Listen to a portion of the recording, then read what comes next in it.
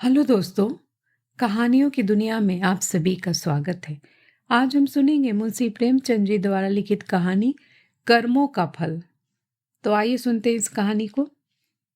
मुझे हमेशा आदमियों के परखने की सनक रही है और अनुभव के आधार पर कह सकता हूँ कि यह अध्ययन जितना मनोरंजक, शिक्षाप्रद और उद्घाटनों से भरा हुआ है, उतना शायद और कोई अध्ययन न होगा।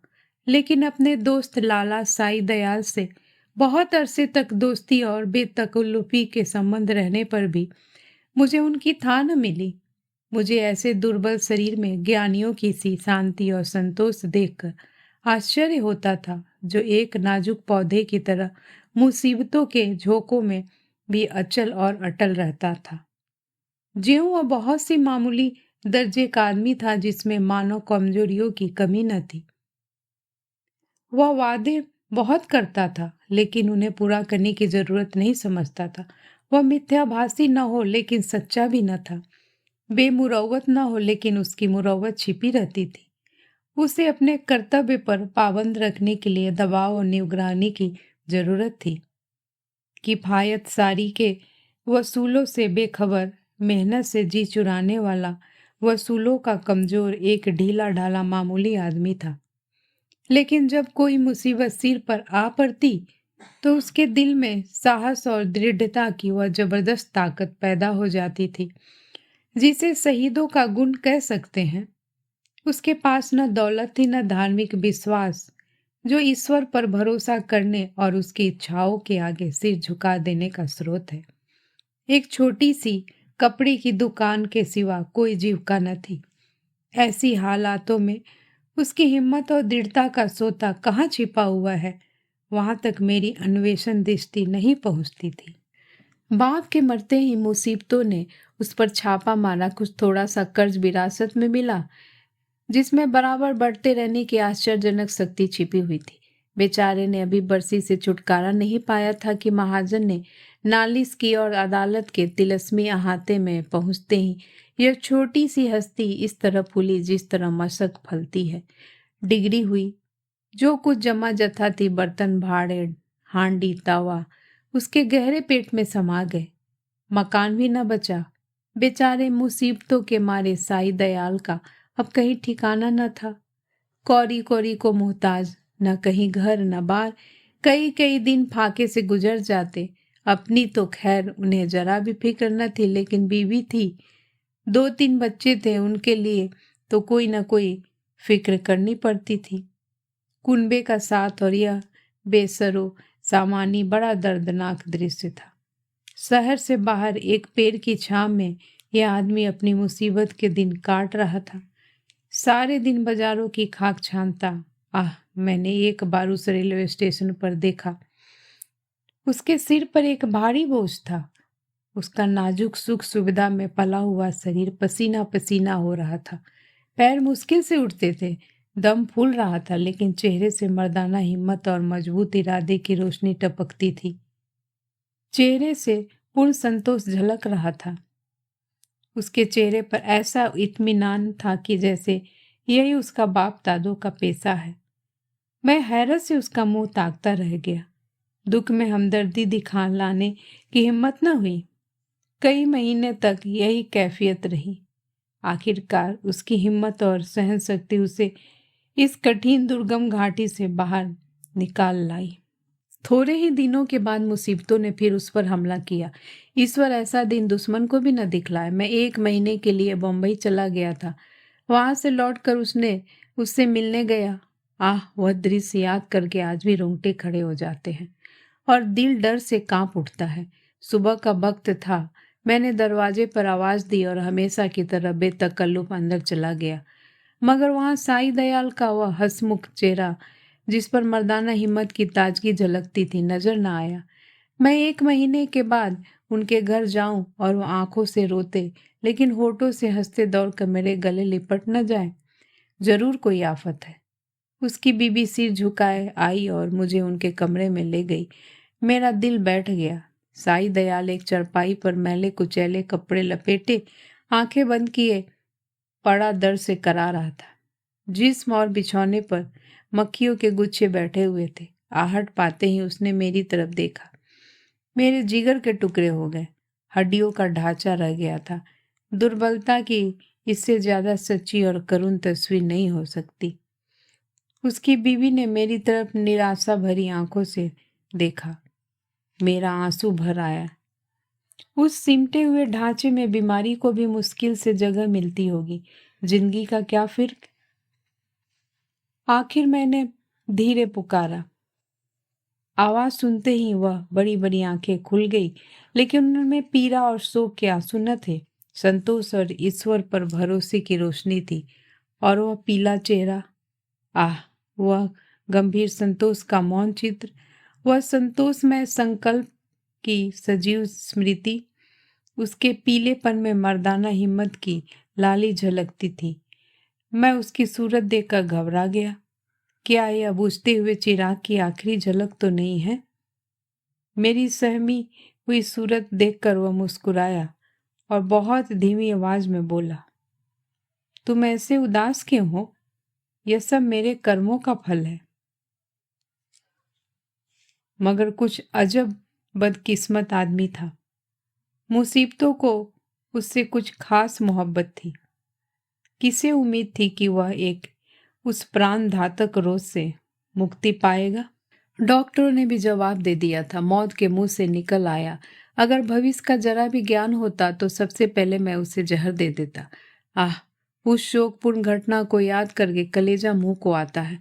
धिक्कार है उस जिंदगी पर कि बाप अपनी आंखों से अपने इकलौते बेटे का शोक देखे।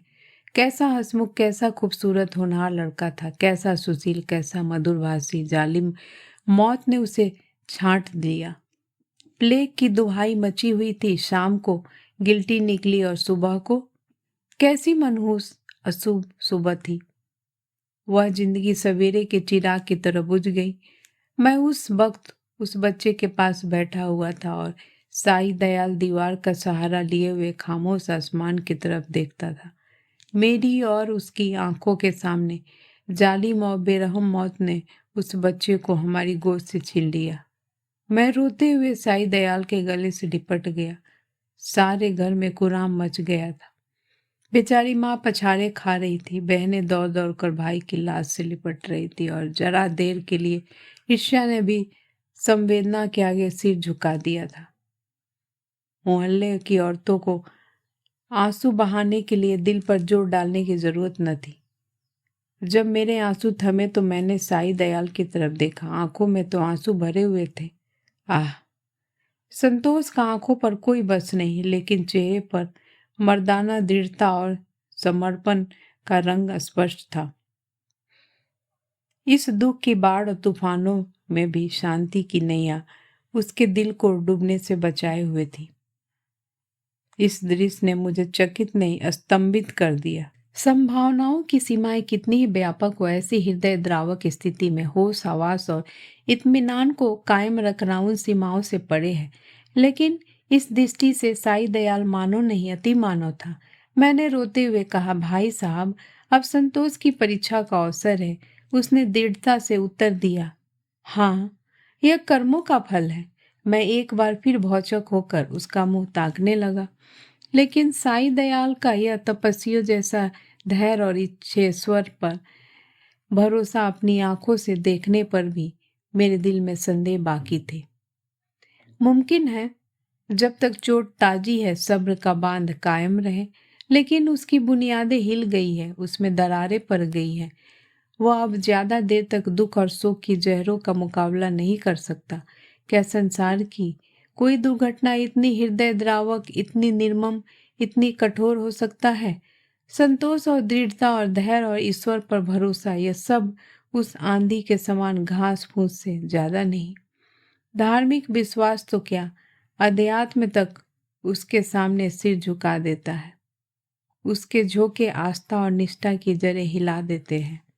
लेकिन मेरा अनुमान गलत निकला। साई दयाल ने धीरज को हाथ से न जाने दिया। वह बदस्तूर जिंदगी के कर्मों में लगा रहा। दोस्तों की मुलाकातें, नदी के किनारे की सैर और तफरी और मेलों की चहल पर, इन दिलचस्पियों में उसके दिल को खींचने की ताकत अब भी बाकी थी। मैं उसकी एक एक क्रिया को, एक एक बात को गौर से देखता और पढ़ता। मैंने दोस्ती के नियम कायदे को भुलाकर उसे उस हालत में देखा जहां उसके विचारों के सिवा और कोई न था। लेकिन उस हालत में भी उसके चेहरे पर वही पुरुषोचित धैर्य था और सिकवे शिकायत का एक शब्द भी उसकी जबान पर नहीं आया।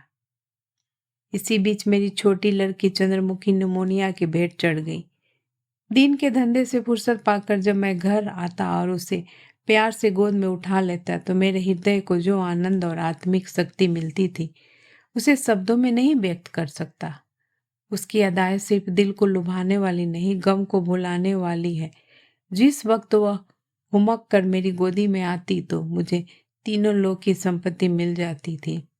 उसकी शरारतें कितनी मनमोहक थी। अब हुक्के में मजा नहीं रहा, कोई चिल्लम को गिराने वाला नहीं, खाने में मजा नहीं आता, कोई थाली के पास बैठा हुआ उस पर हमला करने वाला नहीं। मैं उसकी लाश को गोद में लिए बिलख बिलख कर रो रहा था। यही जी चाहता था कि अपनी जिंदगी का खात्मा कर दूं। एकाएक मैंने साई दयाल को आते देखा। मैंने फौरन आंसू पोंछ डाले और उस नन्ही सी जान को जमीन पर लिटाकर बाहर निकल आया। उस धैर्य और संतोष के देवता ने मेरी तरफ संवेदनशील आंखों से देखा और मेरे गले से लिपट कर रोने लगा। मैंने कभी उसे इस तरह चीखे मार मार कर रोते नहीं देखा। रोते रोते उसकी हिचकियां बंद गई। बेचैनी से वे सुध और बेहार हो गया। यह वही आदमी है जिसका इकलौता बेटा मरा और माथे पर बल नहीं आया। यह काया पलट क्यों? इस शोकपूर्ण घटना के कई दिन बाद जबकि दुखी दिल संभलने लगा, एक रोज हम दोनों नदी की सैर को गए। शाम का वक्त था। नदी कहीं सुनहरी, कहीं नीली, कहीं काली, किसी थके हुए मुसाफिर की तरह धीरे धीरे बह रही थी। हम दूर जाकर एक टीले पर बैठ गए, लेकिन बातचीत करने को जी न चाहता था। नदी के मौन प्रवाह ने हमको भी अपने विचारों में डुबो दिया। नदी की लहरें विचारों की लहरों को पैदा कर देती है। मुझे ऐसा मालूम हुआ कि प्यारी चंद्रमुखी लहरों की गोद में बैठी मुस्कुरा रही है। मैं चौंक पड़ा और अपने आंसुओं को छिपाने के लिए नदी में मुंह धोने लगा। साई दयाल ने कहा, भाई साहब, दिल को मजबूत करो, इस तरह कूड़ोगे तो जरूर बीमार हो जाओगे। मैंने जवाब दिया, ईश्वर ने जितना संयम तुम्हें दिया है उसमें से थोड़ा सा मुझे भी दे दे तो मेरे दिल में इतनी ताकत कहाँ। साई दयाल मुस्कुराकर मेरी तरफ ताकने लगे।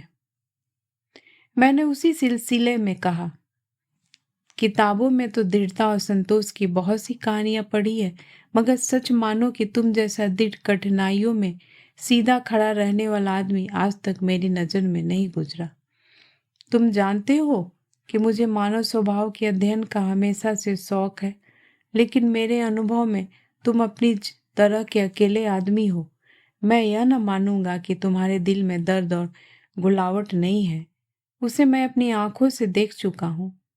फिर इस ज्ञानियों जैसा संतोष और शांति का रहस्य तुमने कहाँ छिपा रखा है? तुम्हें इस समय यह रहस्य मुझसे कहना पड़ेगा। साई दयाल को सोच विचार में पड़ गया और जमीन की तरफ ताकते हुए बोला, यह कोई रहस्य नहीं, मेरे कर्मों का फल है। यह वाक्य मैंने चौथी बार उसकी जबान से सुना और बोला, जिन कर्मों का फल ऐसा शक्तिदायक है उन कर्मों की मुझे भी कुछ दीक्षा दो। मैं ऐसे फलों से क्यों वंचित रहूं? साई दयाल ने व्यथापूर्ण स्वर में कहा, ईश्वर न करे कि तुम ऐसा कर्म करो और तुम्हारी जिंदगी पर उसका काला दाग लगे। मैंने जो कुछ किया है वह मुझे लज्जाजनक और ऐसा घृणित मालूम होता है कि उसकी मुझे जो कुछ सजा मिले मैं उसे खुशी के साथ झेलने को तैयार हूँ। आह, मैंने एक ऐसे पवित्र खानदान को, जहाँ मेरा विश्वास और मेरी प्रतिष्ठा थी, अपनी वासनाओं की गंदगी में लिथेरा, और एक ऐसे पवित्र हृदय को जिसमें मोहब्बत का दर्द था, जो सौंदर्य वाटिका की एक अनोखी नई खिली हुई कली थी और सच्चाई थी। उस पवित्र हृदय में मैंने पाप और विश्वासघात का बीज हमेशा के लिए बो दिया। यह पाप है जो मुझसे हुआ है और उसका पल्ला उन मुसीबतों से बहुत भारी है जो मेरे ऊपर अब तक पड़ी है या आगे चलकर पड़ेगी। कोई सजा, कोई दुख, कोई क्षति उसका प्रायश्चित नहीं कर सकती। मैंने सपने में भी न सोचा था कि साईं दयाल अपने विश्वासों में इतना दृढ़ है। पाप हर आदमी से होते हैं। हमारा मानव जीवन पापों की एक लंबी सूची है। वह कौन सा दामन है जिस पर यह काले दाग न हो? लेकिन कितने ऐसे आदमी हैं जो अपने कर्मों की सजाओं को इस तरह उदारता पूर्वक मुस्कुराते हुए झेलने के लिए तैयार हो। हम आग में कूदते हैं लेकिन जलने के लिए तैयार नहीं होते। मैं साईं दयाल को हमेशा इज्जत की निगाह से देखता हूँ। इन बातों को सुनकर मेरी नजरों में उसकी इज्जत तिगुनी हो गई। एक मामूली दुनियादार आदमी के सीने में एक फकीर का दिल छिपा हुआ था, जिसमें ज्ञान की ज्योति चमकती थी। मैंने उसकी तरफ श्रद्धापूर्ण आंखों से देखा और उसके गले से लिपट कर बोला, साईं दयाल, अब तक मैं तुम्हें एक दृढ़ विश्वास का आदमी समझता था, लेकिन आज मालूम हुआ कि तुम उन पवित्र आत्माओं में हो जिनका अस्तित्व संसार के लिए वरदान है। तुम ईश्वर के सच्चे भक्त हो और मैं तुम्हारे पैरों पर सिर झुकाता हूँ। दोस्तों, इस कहानी को सुनने के लिए आपका बहुत बहुत धन्यवाद। दोस्तों, मैं फिर हाजिर होंगी एक नई कहानी के साथ। तब तक के लिए नमस्कार।